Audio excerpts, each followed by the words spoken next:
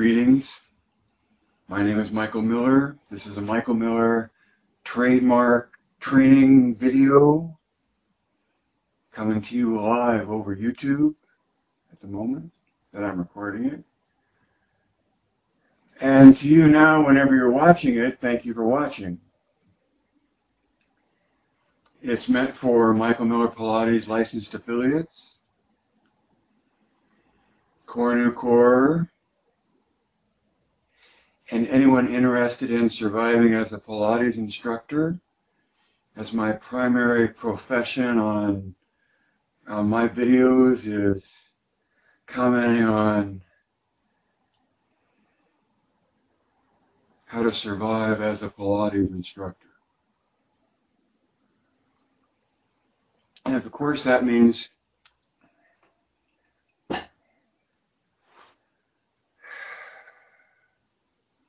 in my point of view and in my opinion and la-da-da-da-da.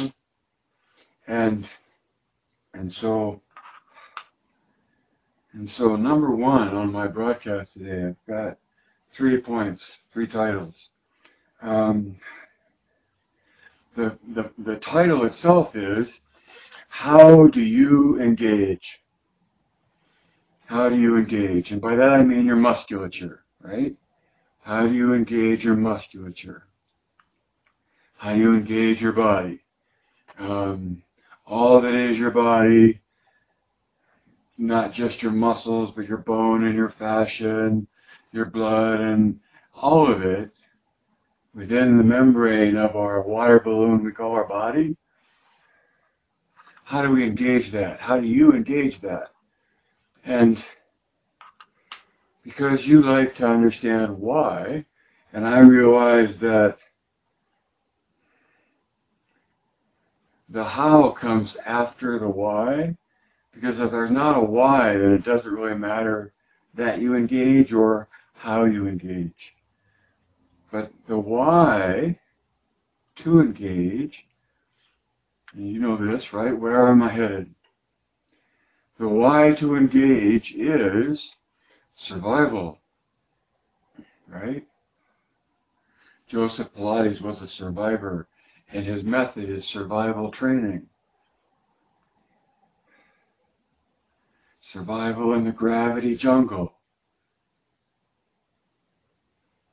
Because it's all about moving the load of your body, all of what you are, through space to survive. And then to thrive and to experience joy.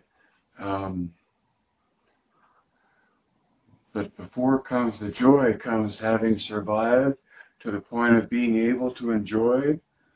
Usually, as a progression, maybe that's not always the case.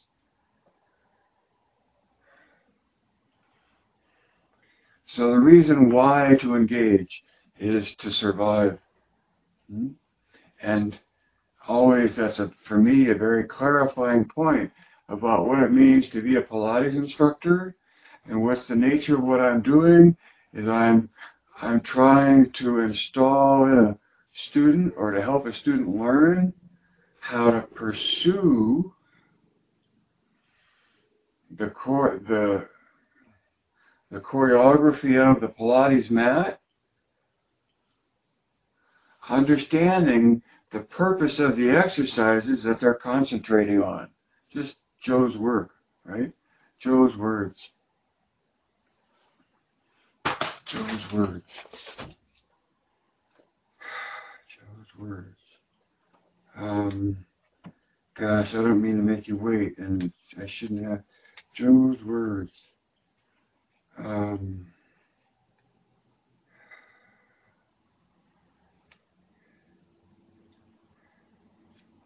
he explains it. Yeah, right there. I've got a vertical tap. Another time. Joe's words.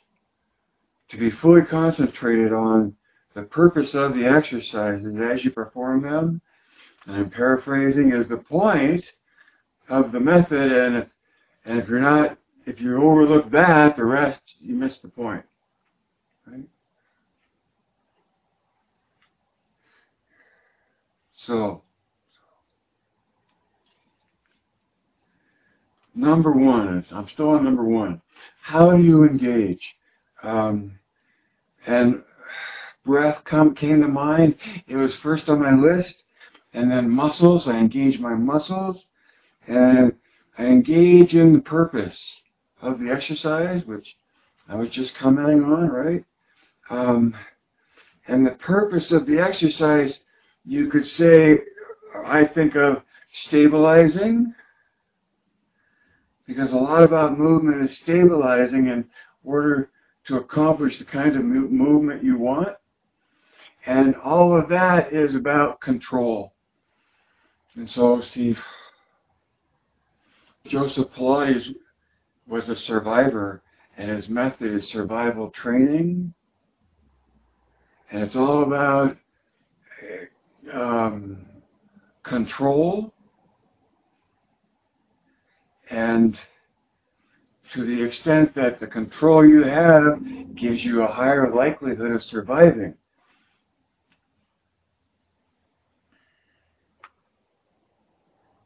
Or thriving, as the case may be, because as much as escaping the ravages of gravity, in the pursuit of art on stage in movement, like ballet or other modes of dance, expressions of dance.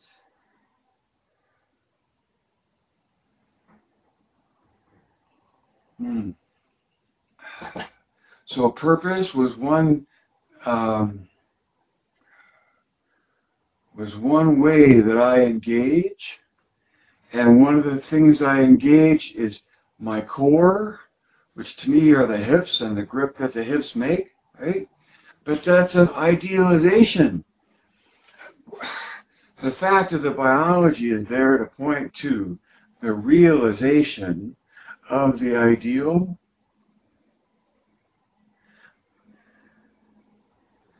But one way that I engage my musculature is based on, from my mind, and an idealization of how I'm making the engagement.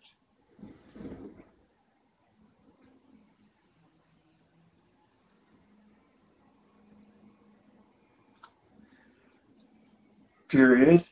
And then another way of engaging myself, or engaging myself through means of movement, right, is intentionally triggering instinctual inspiration.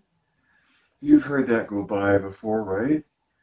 And in doing the mat, in teaching the mat, you wait until the need to breathe in literally inspires you to move, inspires your movement, and that you, in intentionally triggering instinctual inspiration, you're tapping into a very visceral core reaction to the expectation of air, and the instinct that comes from needing the air, leading the movement.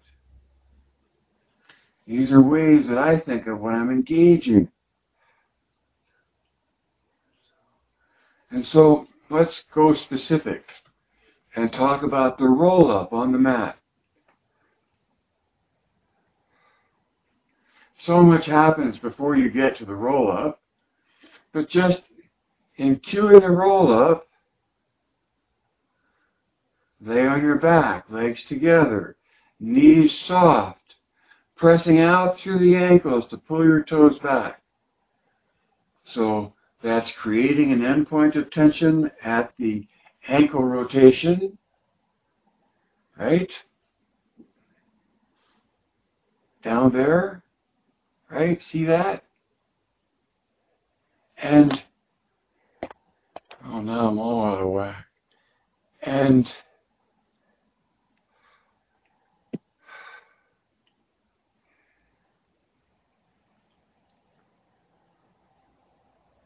My power cord is under tension in order to stay connected.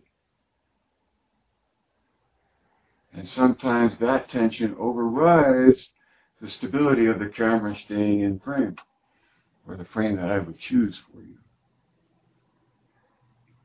The roll-up on your back, knees bent, end point of rotation at the ankles. And if you have the luxury of having a block to squeeze between your inner thighs, it really helps make the connection of the grip you're after at the hips. So we've already been through how to rotate around your ears to lift your head.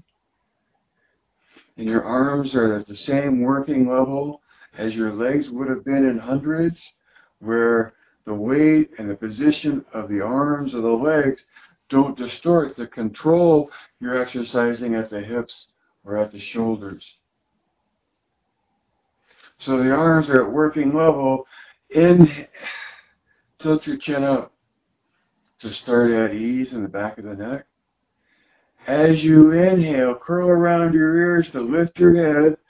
Arms come toward the ceiling and stop. Open your mouth. Squeeze your inner thighs to push out your heels, to cause your exhale, and in that effort come rolling up.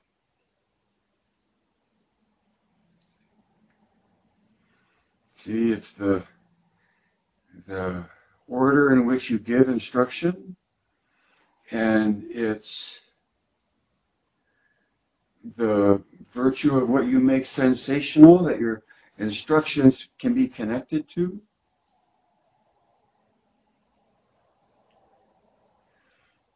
And it's knowing that you're after a clean engagement of your core, the establishment of your core, before you actually take on the weight of your upper body in the roll-up. That makes sense, doesn't it?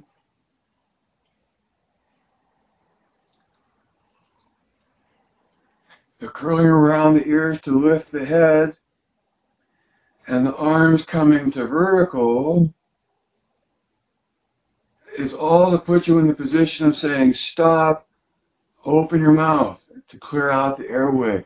And so it's a clean, unrestricted airway to the lungs. Then the squeeze of the inner thighs to push out the heels and cause your exhale as you doing something to cause something else. And as an instructor, that's, to me, very connected and fluid and transitional.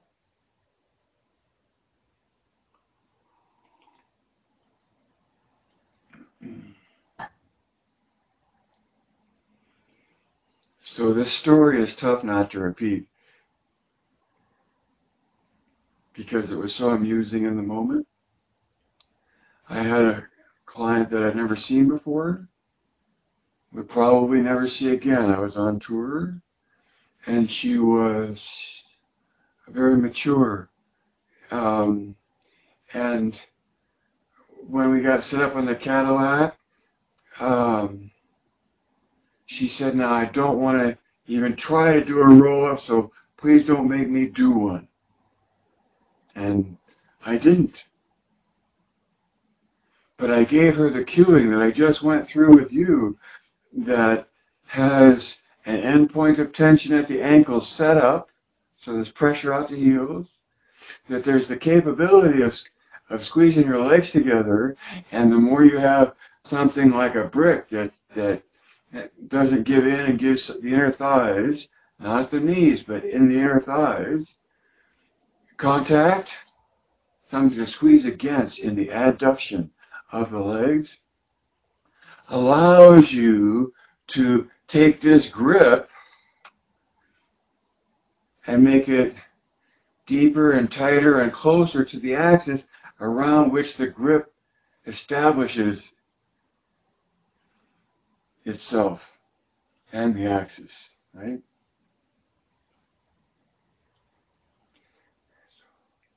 So, knowing the order of what you're after and making it causal in the sense of squeezing your inner thighs together, which is the basis of completing the involution of the grip at the hips, and having that then cause the exhalation that deals with the weight of the body increasing its sternum.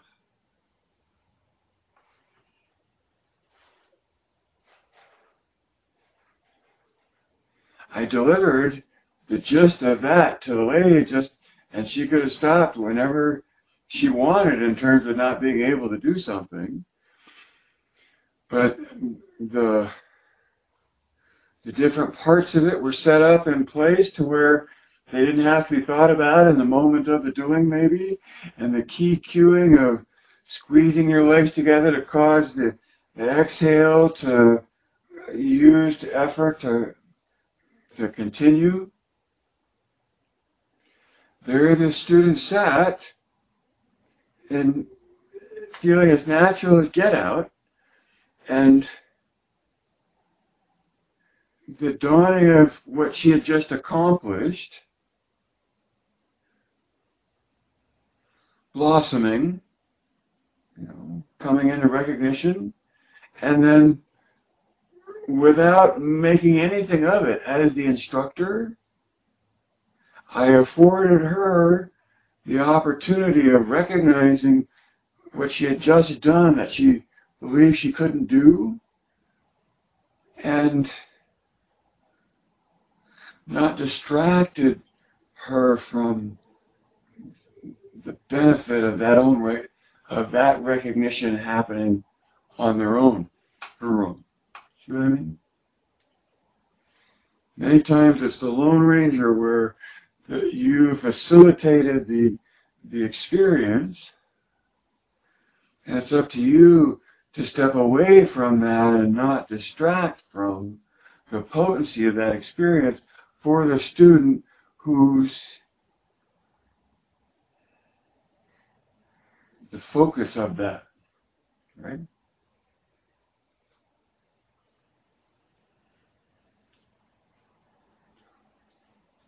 Push out through your heels, squeeze your legs together to pull your belly back against the pressing heels, to curl your tailbone under, and whether you go to flat or neutral, it's all a matter of degree and what you prefer to get to where you want to go.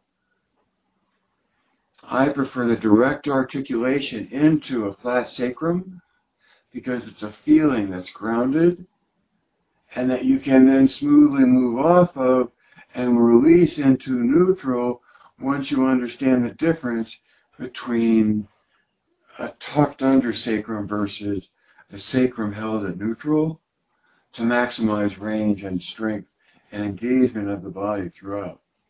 That's why you want neutral, right?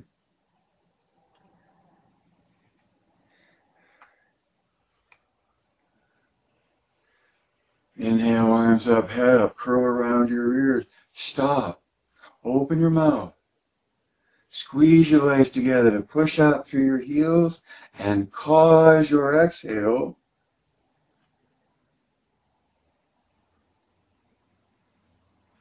to lead you as far up as you get. And you may not get all the way up. But you're laying in place the sequentiality of the initiation, which is how you engage, which is how this conversation started. How do you engage? And I don't think I share enough of just how much when I engage my body, I'm engaging it through the awareness of core new tension, its presence as a tension within my body, and the degree to which I make movement in Pilates exercises or movement through space doing anything else, much like Pilates has a resonance, the core nutension has a means of engaging my body that allows me to seek an ideal that has realization in the feedback of sensation of alignment.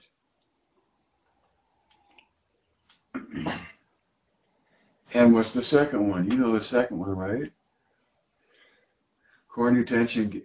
Two of the main things that core nutension gives you are a sensation of alignment between the 2 points, or there and there, right? Or between all 3, or between all 5,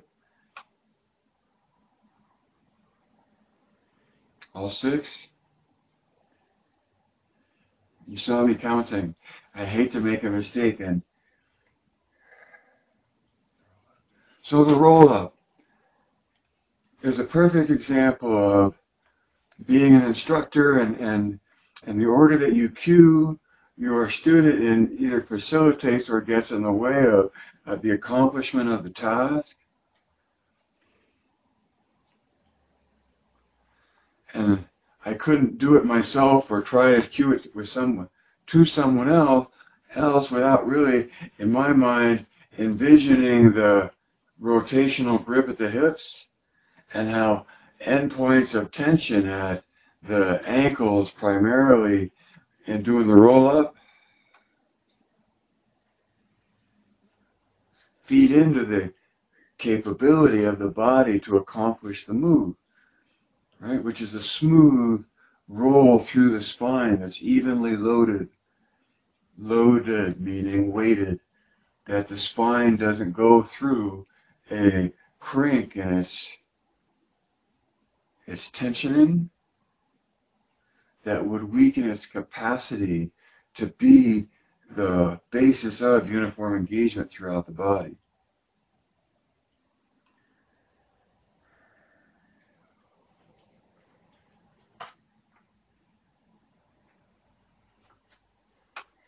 All right, so number three.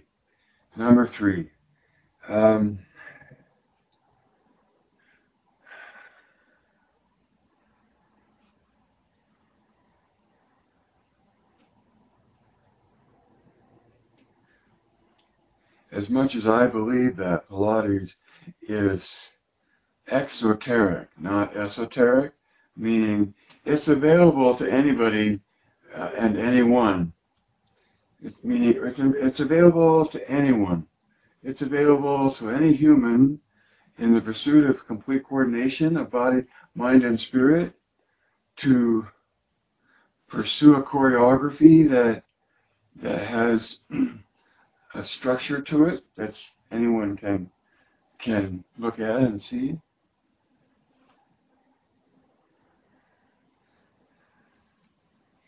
But the extent to which you take it to where it's capable of being taken to depends a lot on how you choose to, or if you choose to, merchandise, commercialize your engagement with the effort. You know, do you get paid to teach? Do you get paid to teach a class? Do you get paid to teach a whole training program?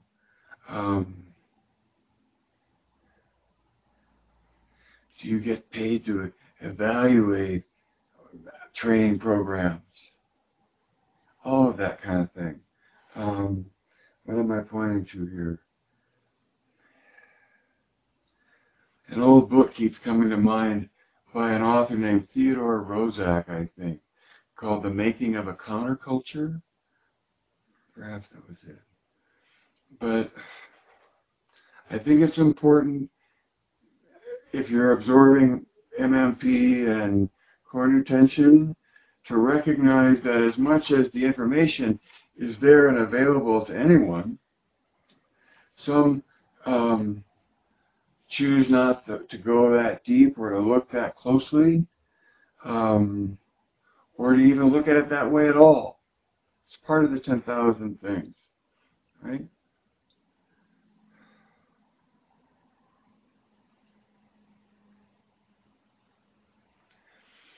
But for me and from my point of view, that I have tried to share with you, is that this ideal that it's Joe's completely, it's Joe's message, it's Joe's work, complete and in toto expressed during his lifetime, easily from his book, and that anything beyond that is derivative and abstraction, right? Which is fine. It's just that all of that passion, that tsunami of passion sweeping the globe, forces everyone to higher ground, to have a clearer sense of what it is that they're so passionate about, especially in ways that might help them survive if commercialization is at issue, where you're getting paid as an instructor, or you're paying instructors to pay in your studio, or you're running a training program, or a whole something beyond that, right? Business, commercialization.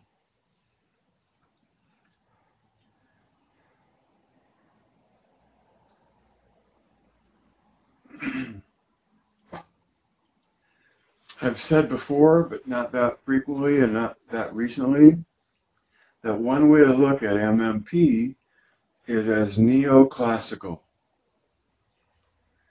Because everything that's classical within it, I think the MMP reaffirms all that is classical. It takes some classical beyond a classical expression, but the classical and MMP are connected to each other. Because if there isn't an idea within Joe's original work, then whatever is considered classical that really comes from that Joe's original work would have to resonate through the classical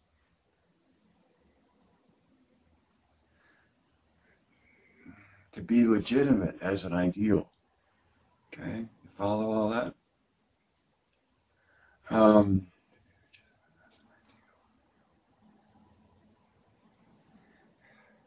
So neoclassical is, MMP is neoclassical because it takes into consideration the looking at the ideal within the original work, which takes the classical someplace new, neoclassical.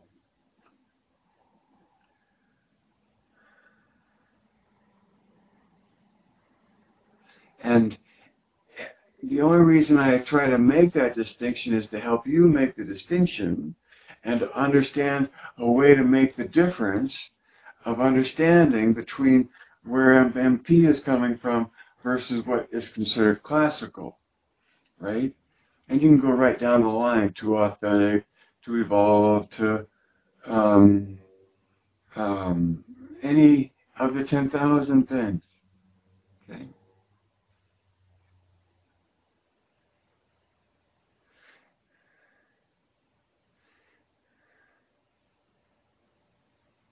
MMP looks for and points to and tries to illuminate anything that you might consider ideal about Joe's original work. And that's all it does. And there's a lot of other points of view out there that to enrich your own.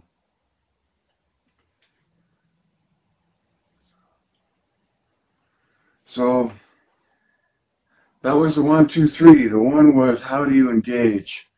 And how do you engage your core, for instance, or your muscles in general, or with what purpose do you try to engage? And to what end?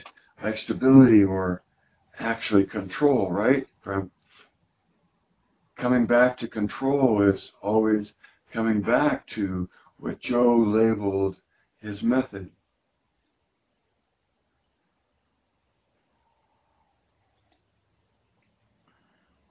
Doing the roll-up as an instructor has to do with cueing the engagement of the core especially from an endpoint at an ankle, without locking the knee, to more evenly distribute the load and help everything come upright, right? That's all technique, but it's technique. Copy my words and copy my sequence and merely observe the effectiveness of your timing in terms of when you deliver those words. And that in and of itself will enhance your likelihood of surviving as a Pilates instructor, because you will be honing the timing of the delivery of your instructions to the time it takes for a student to process those instructions and act upon them without being late. You have to get the cueing out there in front of the effort to come. And sometimes that's really hard to do, but being aware of the timing of your words to their effort, and when they need your words to make maximum use of them in making their effort.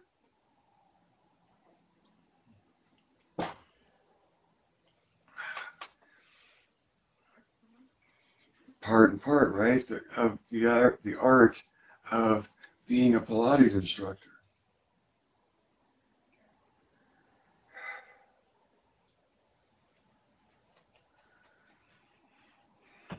So I would summarize with concentration, with concentrating, concentrating on the purpose.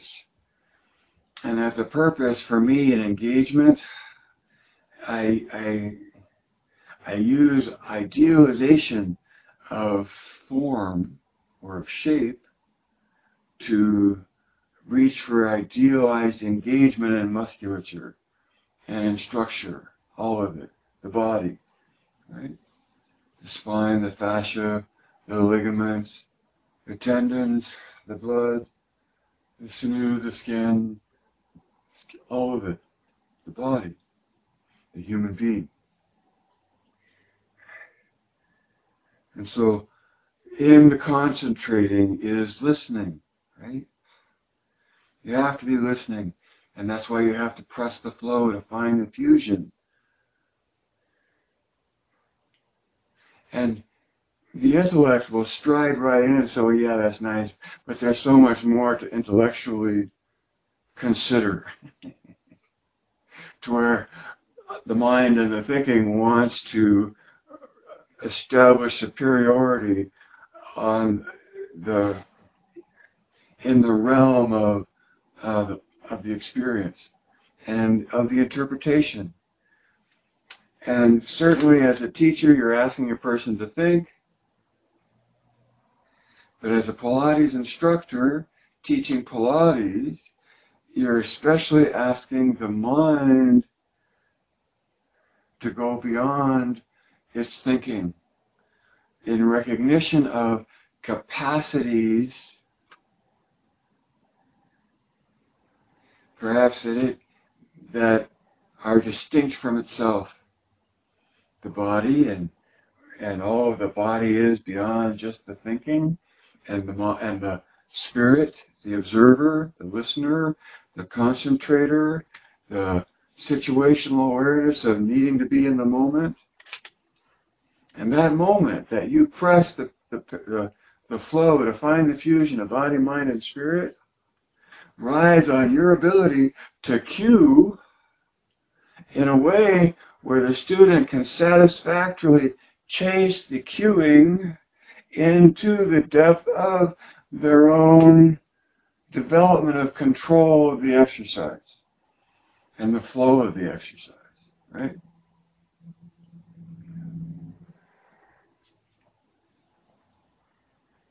The listening, the imagining, and the observing. And knowing how to take as an out-of-hand thing. See, in my mind, everyone's mind, rushes in wanting to return to a world that is just intellectual.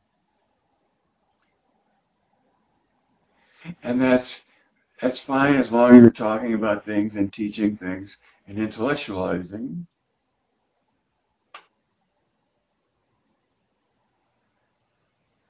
But your true challenge as a Pilates instructor is to help a student at least recognize that they're trying to balance out parts of their mind. One way of saying it, because if you look at the mind as the prefrontal cortex as all that thinking, and the reptilian amygdala and hippocampal areas of the brain as being other parts of the brain, and that the listening and observing and the connection to the outside worldness of the concentrating happening in that part of the brain, it gets coordinated with the mind and the rest of the body. It doesn't matter how you label or segment the pieces beyond the capacities of body, mind, and spirit, and acknowledging or at least knowing that as the instructor, your sleight of hand, if you will, is to allow the mind to escape itself willingly into that realm of complete coordination of body, mind, and spirit. There is the art of being a Pilates instructor, is helping a human being overweighted in any of their capacities to engage in those other capacities and allow them to coordinate among themselves.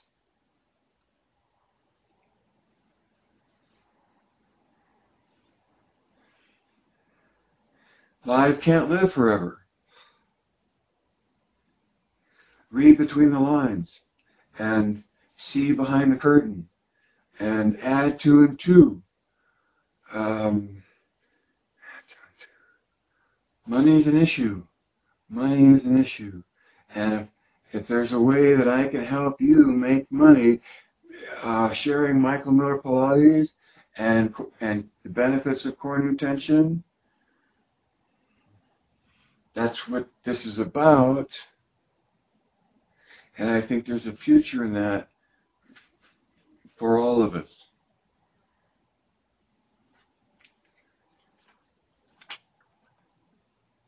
Because there will always be, even though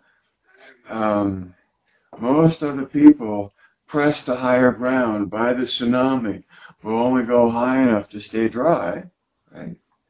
The recognition that there is distinction in the world, those who wish to climb higher or want to go deeper, well, those are your kind of students. And working out something financially that not only works for you, but works for them as well.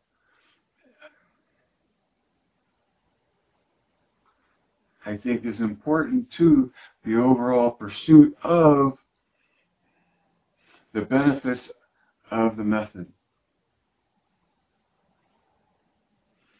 I got stuck up on add two and two. So add two and two. And direct your thinking. Right?